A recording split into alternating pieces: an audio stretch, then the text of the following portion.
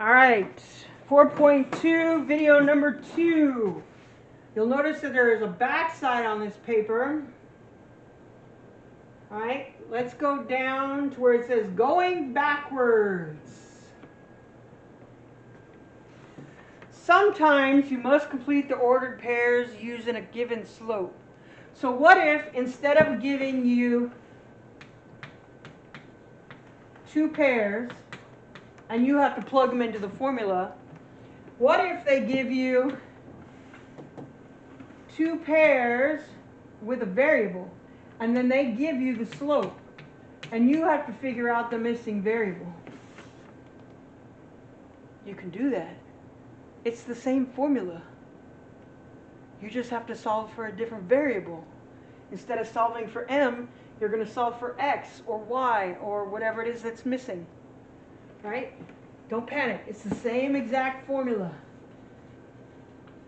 This is why we learn to manipulate our equations.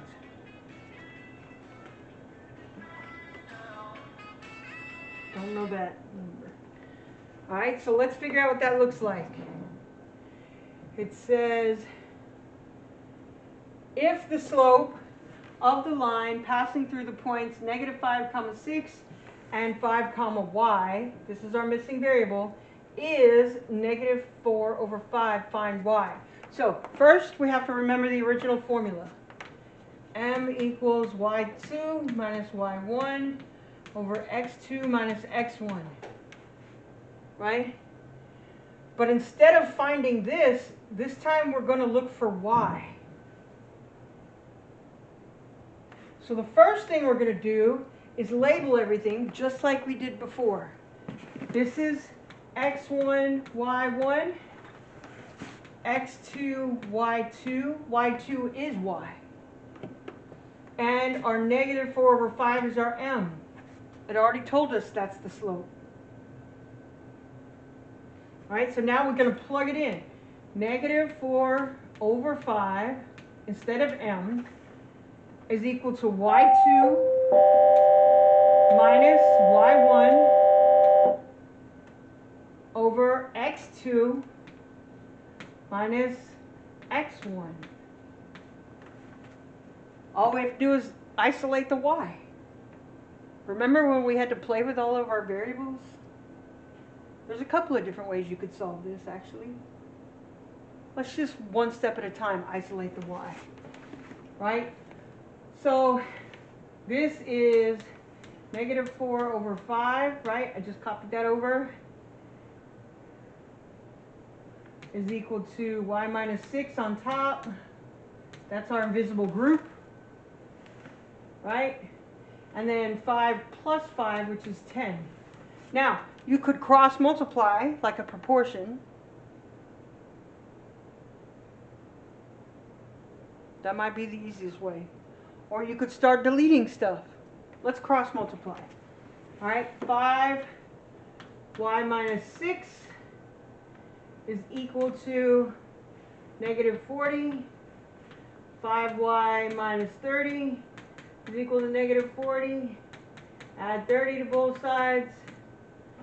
5y equals -10. Divide by 5 on both sides. Y equals a -2. So our missing number, our y, is -2.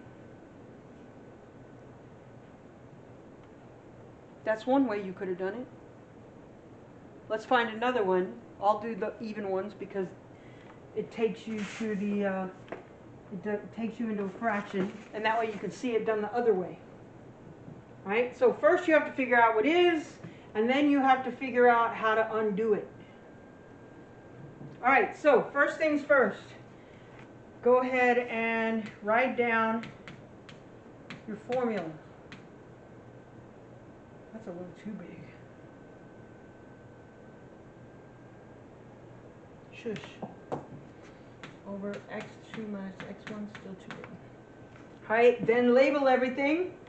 Right? x1, y1, x2, y2. This is your m. Plug it all into the formula. M, 3/2, equals y2 minus y1, x2 minus x1. All right, so let's follow it through. We have 3 over 2 is equal to negative 7 plus 4, which is negative 7 plus 4 is negative 3, I think. X minus 0 is just x.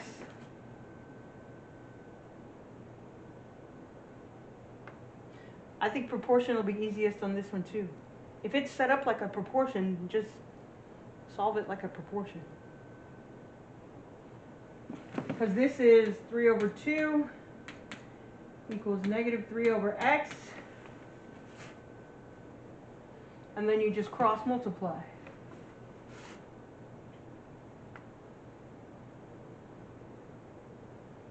But if you just wanted to isolate the x, then to get rid of this negative 3, I could divide by negative 3,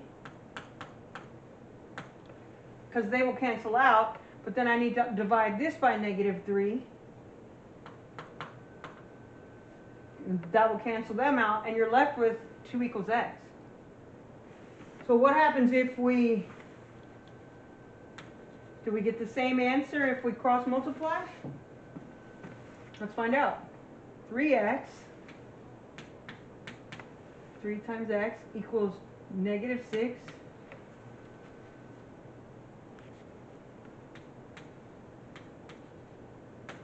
X equals a negative 2. This one makes more sense because this one is equal to this one. So it still makes more sense to cross multiply. You still end up with the same answer, but it just makes more sense this way. Solve it like a proportion. It makes more sense apparently. Maybe that only works when it's a fraction. Let's find one that's not a fraction. I think all of mine are fractions. Well, that's good because that's going to work best with the proportions. All right, x1, y1, x2, y2, m.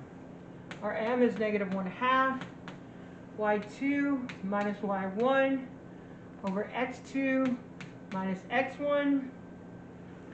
This is negative 1/2 equals 1 over 6 minus x. And see, because it's an invisible group that you can't trim down, you can't simplify that anymore, it's really going to be easier to cross multiply again, right? Negative 1 times the group 6 minus x is equal to 2 times 1, which is 2. Distribute, negative 1 times 6 is negative 6. Negative 1 times x is positive x. To get rid of the parentheses, add 6 to both sides to isolate the x, and you're left with x equals 8. All the things we've learned up till now, I told you, you have to learn them with me, because everything we do just builds and becomes something else. And if you don't understand the previous, you can't understand the next.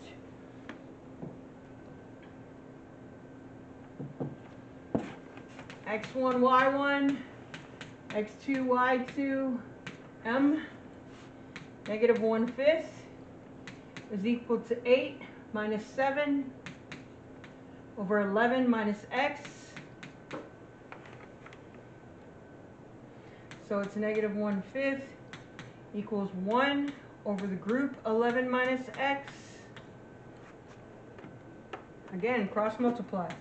Negative 1, 11 minus x is equal to 5 times 1, which is 5.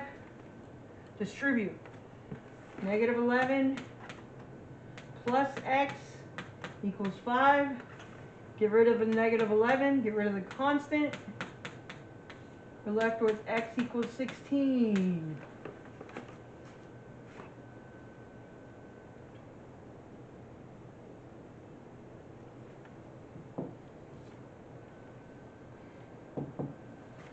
Let's go backwards.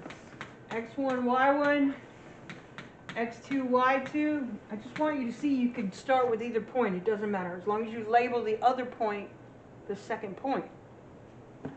Right? 1/3 equals y2 minus, y2 minus y1 over x2 minus x1. So now we have 1 over 3 is equal to y plus 2, and that's your invisible group. Negative 3 minus 9 is negative 12. Cross multiply, 3 times the group, y plus 2, is equal to negative 12 times 1. Distribute.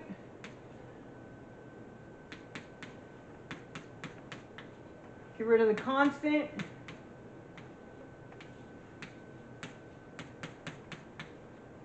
Get rid of the coefficient.